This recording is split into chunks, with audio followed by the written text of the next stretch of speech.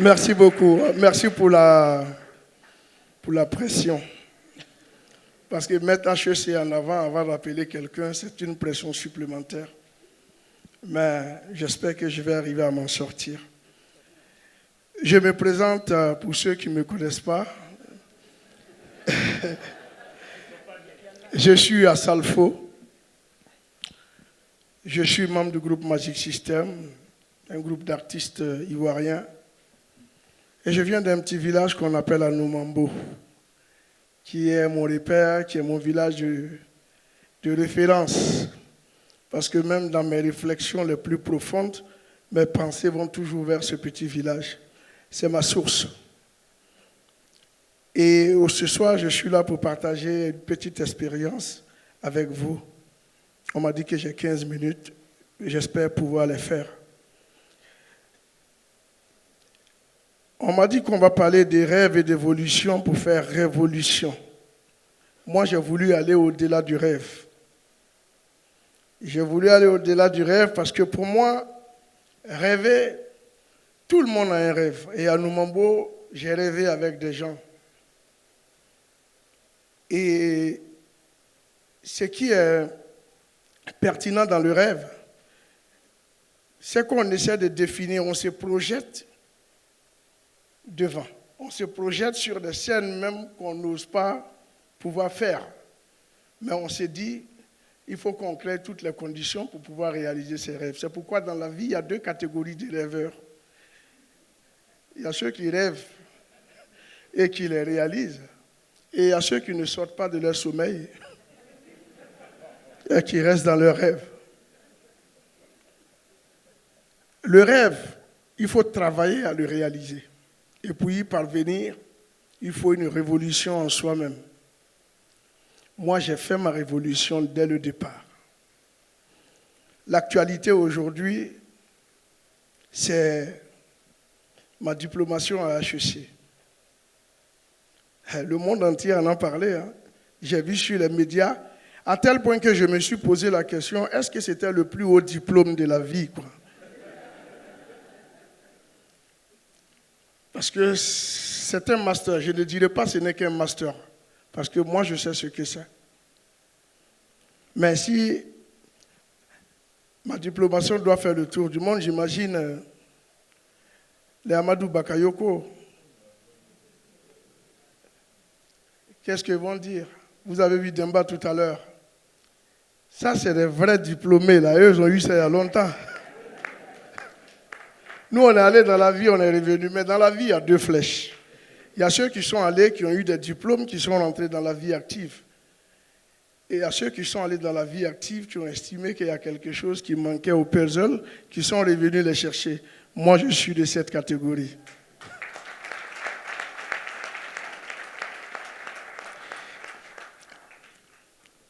Un jour, j'arrive sur le campus à HEC. Ça, c'est une petite anecdote que je vais vous raconter.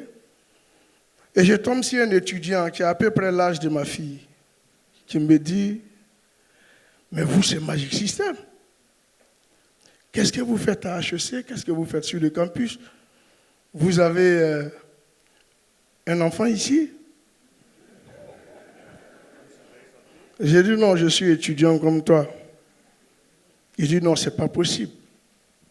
Vous avez la notoriété, la gloire, tout le monde vous connaît, vous avez un statut dans la vie. J'étais récemment sur votre Wikipédia, j'ai vu que vous êtes même ambassadeur de l'UNESCO, vous êtes conseiller économique et social. Qu'est-ce que vous venez chercher ici? Nous, on cherche des diplômes pour pouvoir avoir une position dans la vie comme vous, et vous, c'est le sens inverse. Qu'est-ce qui n'a pas marché, monsieur? Et je lui ai sorti une petite anecdote qu'on m'a appris aussi pendant mes modules à HEC. C'est l'anecdote de la tasse de thé du sage indien qu'un professeur d'université va voir et qui rentre voir le sage et le sage lui demande de s'asseoir. Mais le professeur était tellement rempli de connaissances qu'il est rentré avec un air suffisant. Le sage dit, asseyez-vous, monsieur. Il s'assoit. Le sage lui demande, je vous sers un thé, c'est la tradition chez moi. Il dit, il n'y a pas de problème, volontiers. Le sage met la tasse de thé, il prend la bouilloire avec du thé dans la bouilloire et il remplit la tasse de thé. La tasse de thé est remplie, mais le sage continue à mettre de l'eau dans la tasse de thé. Et l'eau a commencé à déborder. Et c'est le professeur lui-même qui dit, mais monsieur, arrêtez, vous ne voyez pas que la tasse est pleine, l'eau est en train de déborder. Il dit, c'est comme ça que je vous ai vu rentrer chez moi. C'est le sage qui lui dit ça. C'est comme ça que je vous ai vu rentrer chez moi. Vous êtes rentré chez moi rempli de connaissances. Et si vous êtes rempli de connaissances, je ne sais pas ce que je peux ajouter à toutes vos connaissances. Je vais vous dire justement que dans la vie, souvent, il faut vider un peu sa tasse de thé pour pouvoir avoir un nouveau contenu. Et c'est ce que j'ai dit à l'étudiant. Il a dit, moi, je suis venu à HEC en vidant un peu ma tasse de thé. Dans ma tasse de thé, il y avait la gloire, il y avait la célébrité, il y avait toute la vie mondaine, il y avait tout ce qui pouvait accompagner les honneurs, les distinctions et tout. Je les ai enlevés, je suis venu à HEC parce que j'ai estimé qu'il manquait quelque chose à mon puzzle. Je suis venu apprendre. Et tout de suite, il a compris le sens de l'anecdote que je voulais lui donner. Je voulais lui dire que dans la vie, quel que soit ce qu'on est, qu'on se dise toujours on a besoin de savoir plus, on a besoin de connaître plus, on a besoin de se refaire, on a besoin de s'actualiser. C'est d'ailleurs pour ça, dans nos portables, toutes les applications ont besoin de mise à jour permanente. Nous aussi, on en a besoin. Et tout le monde en a parlé. Et quand j'ai dit j'allais à HEC, il me reste 8 minutes, quand j'ai dit j'allais à HEC, mes amis de groupe, mes collaborateurs, ma famille, personne ne comprenait pourquoi je voulais aller.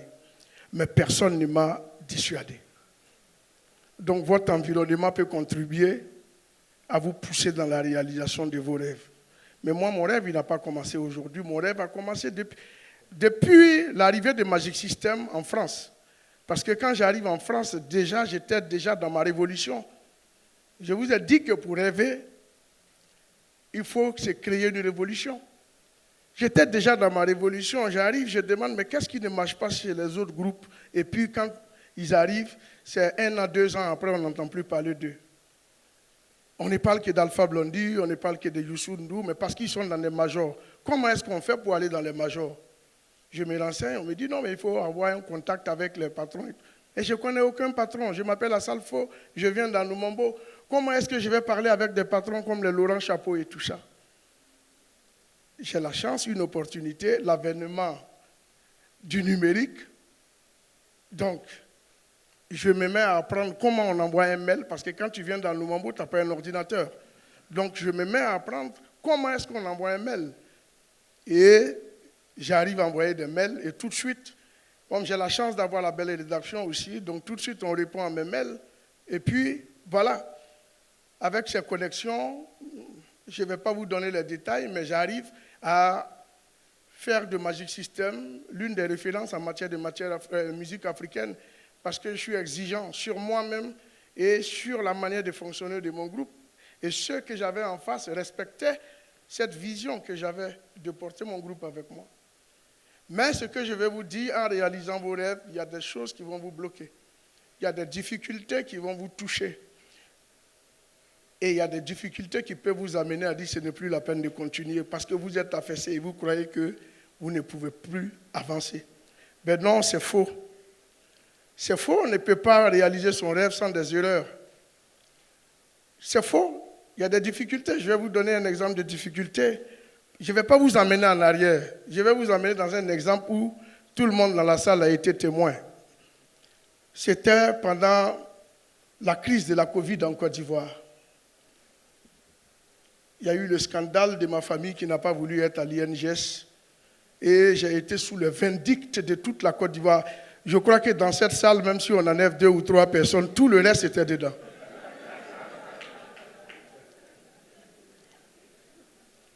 Mais j'ai reconnu mon tort. C'est une erreur. Je suis un être humain, je suis amené à commettre des erreurs. J'ai reconnu mon tort. Mon instinct paternel a pris le dessus sur l'intérêt général parce que j'ai voulu sortir mes enfants d'un coin où je ne voulais pas qu'elles se fassent contaminer. J'ai reconnu mon tort. J'ai demandé pardon. Mais je pouvais m'affaisser là parce que pendant plus de 15 jours, toutes les acérbités ont été dites sur moi, tout ce qui était mauvais. On m'a traité de tout comme si on venait de découvrir un monstre. Et ça, je pouvais m'asseoir et dire, c'est fini pour moi.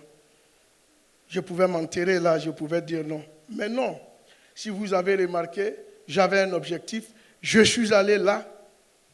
Et pendant cette Covid, j'ai dit, il y a un élan de solidarité. Je suis dans cet élan de solidarité. J'ai essayé de mobiliser des fonds, des partenaires. J'ai eu près de 1 200 000 € qu'on a investi dans les vivres et tout ça pour pouvoir aider. Parce que j'étais focus sur mon rêve. Et mon rêve, c'est un rêve qui est extensible. Ce n'est pas un rêve fixe. C'est un rêve dans lequel il y a de la transversalité. Et je suis resté dans ce rêve.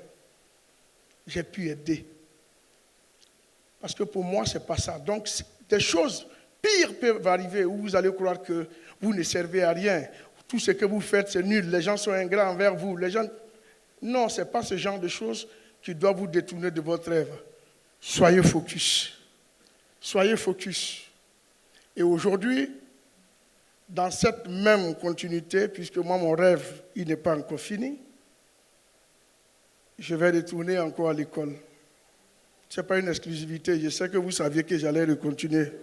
Donc, je vais retourner à l'école parce que j'ai estimé que ce n'est pas fini. Je veux être au service de ma communauté. Ma petite communauté à moi, c'est Manadia Tino Goudé, que je remercie, qui sont là ce soir. Mais je veux servir ma grande communauté. J'ai compris en allant à l'école que le monde de la musique, les auteurs, compositeurs, les artistes en Côte d'Ivoire ne s'en sortaient pas, ne vivaient pas de leurs œuvres. Et j'en faisais partie quand je n'étais pas encore en France. Et à HEC, quand on m'a demandé de choisir un thème à soutenir pour mon mémoire, j'ai choisi la récupération automatisée des droits des lieux publics, la répartition juste des droits d'auteur.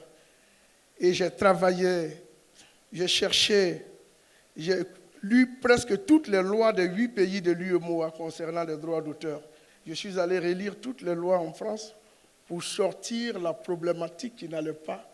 Et je crois que je suis sur la bonne route de résoudre ce problème parce que le test a été fait, la solution a été proposée au Buruda, le test a été fait dans toute la Côte d'Ivoire et ça a été concluant. Et aujourd'hui, nous sommes en train de signer un accord qui va révolutionner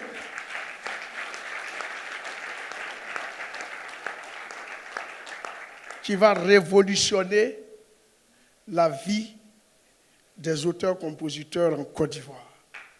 Et c'est pourquoi j'ai dit, moi, mon rêve est extensible. Je ne veux pas m'arrêter. Aujourd'hui, ça va aider. Ça va permettre à des artistes de vivre et tout. Mais ça fait partie de mon rêve. Je me suis dit, si je réussis, il faut que j'aide les autres parce que moi, j'ai cherché cette aide-là quand j'étais à Noumambo sans que personne ne me tende la main. Et je sais ce que c'est attendre que quelqu'un vienne m'aider. Et quand tu le sais, quand tu as la fenêtre et que tu vois quelqu'un passer dans les mêmes conditions que toi, tu as envie de l'appeler pour lui dire, tiens, à mon époque, quand c'était comme toi, j'avais besoin de soutien. Je décide de te donner mon soutien. Et c'est ce que j'ai essayé de faire tout au long de ma vie. La Fondation Magic System a été mise en place pour ça, pour aider les enfants, dans un premier temps dans Noumambo, à ne pas vivre ce que nous avons vécu. Et donc, dans mon rêve a changé de vie, mon rêve a changé ma vie. Et je ne voulais même pas quitter Noumambo sans avoir laissé une trace indélébile. J'essaye. avec Manadia Tino Goudé, on a dit, bon, on va construire des écoles, on va construire des hôpitaux, et puis après, on va voir. Et on arrivait à le faire, ça changeait la vie des populations. Chers frères, chers amis, moi j'ai envie de vous dire quelque chose. Le rêve, il est permis. Donnez-vous les moyens de réaliser vos rêves. En 1998, nous regardions la finale de la Coupe du Monde à la télévision, où Zinedine Zidane soulevait la Coupe du Monde. Et on était là, on était dans un rêve. On ne savait pas qu'en 2018, c'est-à-dire près de 20 ans après, nous serons acteurs dans ce même stade avec la Coupe du Monde à la main, en train de courir avec l'équipe de France. Rêvez. Merci beaucoup.